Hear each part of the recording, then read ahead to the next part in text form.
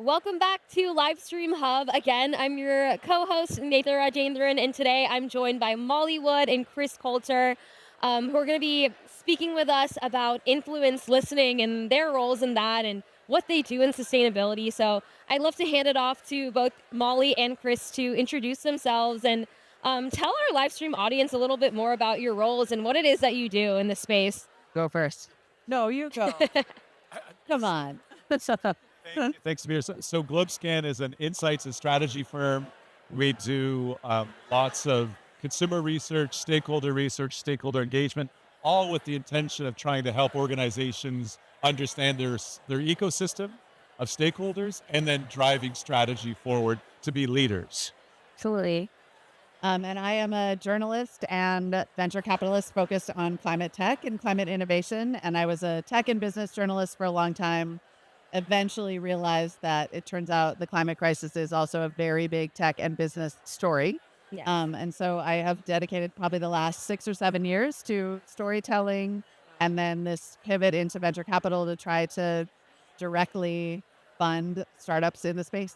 Wow, that's a beautiful emergence of intersectionality there with your field, Molly and Chris.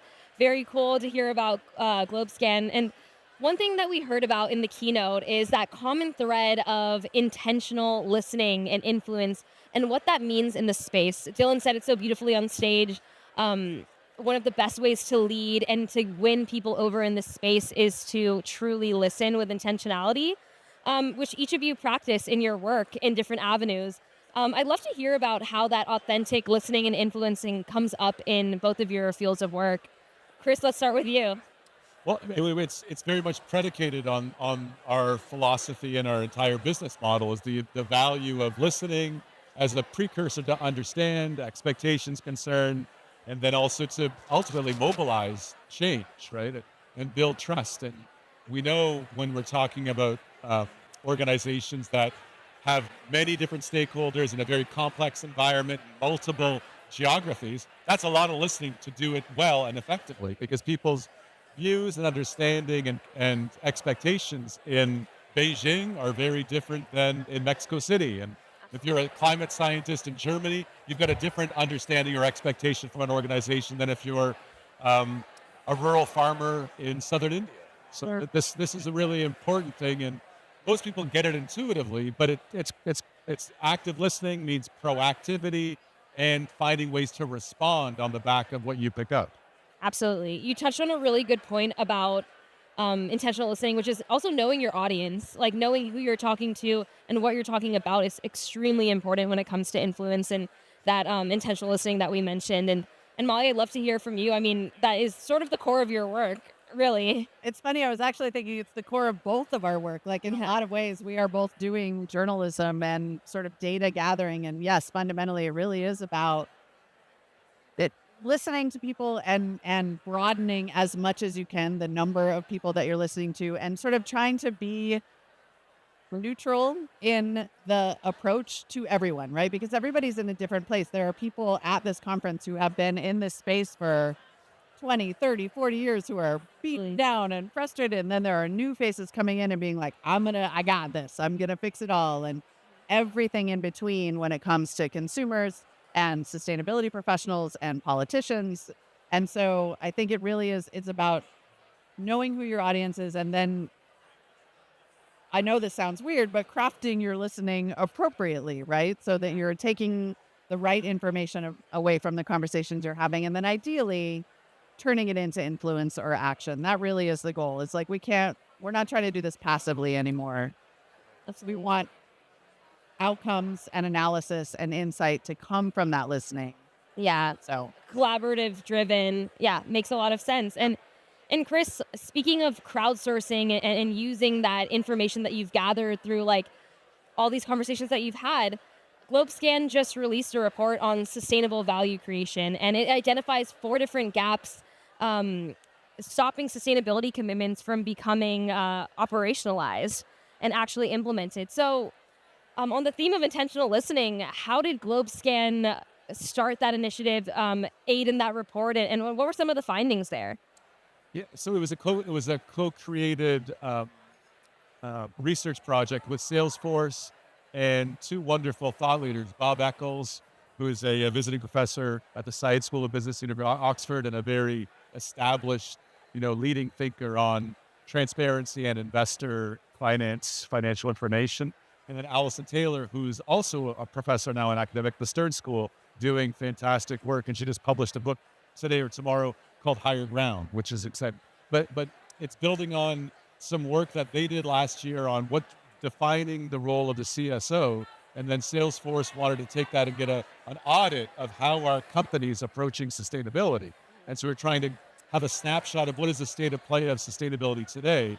And so we found that there's lots of progress, lots of relevance for sustainability, especially commercializing sustainability. Yet there are important gaps that we find across the corporate world. One being a gap in capital allocation.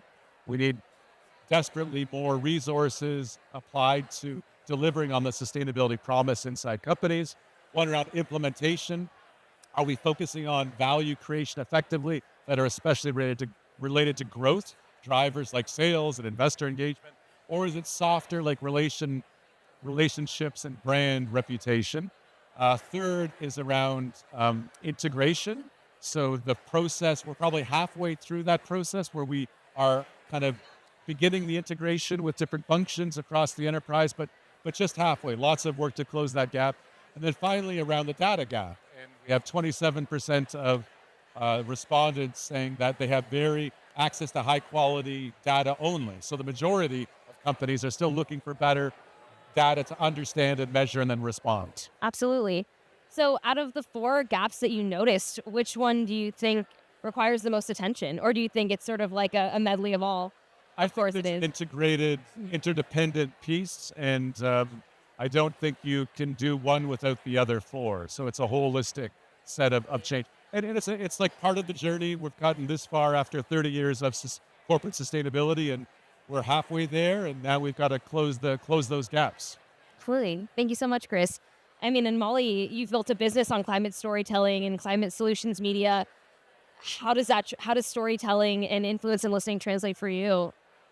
I really think that we are, my podcast is called Everybody in the Pool because my approach to solutions is everyone do something. And I think we're sort of at that point now where there is a lot of information. Not all of it is good. It's disheartening and shocking to hear that, only 27% of sustainability professionals feel they have the information they need. And what I really realized is I took this sojourn from journalism into venture capital, like thinking I want to have this really direct impact and write checks and fund companies. And then I realized, oh no, we still have so much storytelling to do, whether it's at those funds, those firms who are trying to invest in startups and they need to understand the technology, the business model, and the entire problem set to even get started. There's such a holistic challenge that in so many ways comes down to narrative, and a narrative that's specific to the person trying to tackle the problem. Are you a sustainability professional? Here's what you need to understand. Are you a consumer? Maybe you do not need to read another article about interconnection. You just need to know what to buy and what to drive and what not to buy and what not to drive. And so I do think we have a huge storytelling challenge ahead of us. Corporates are finding that they're having to overcome distrust about greenwashing, or they're afraid that they're going to look bad. And so they don't tell anybody about the good work that they're doing. Yeah. So I actually think that as much as I briefly tried to run away from it in my career, I came back to realizing that storytelling is actually fundamental to this entire challenge. When an organization approaches you to get started on the journey of telling a narrative, what is your advice to them? Where to Our start? corporation, I think really be honest.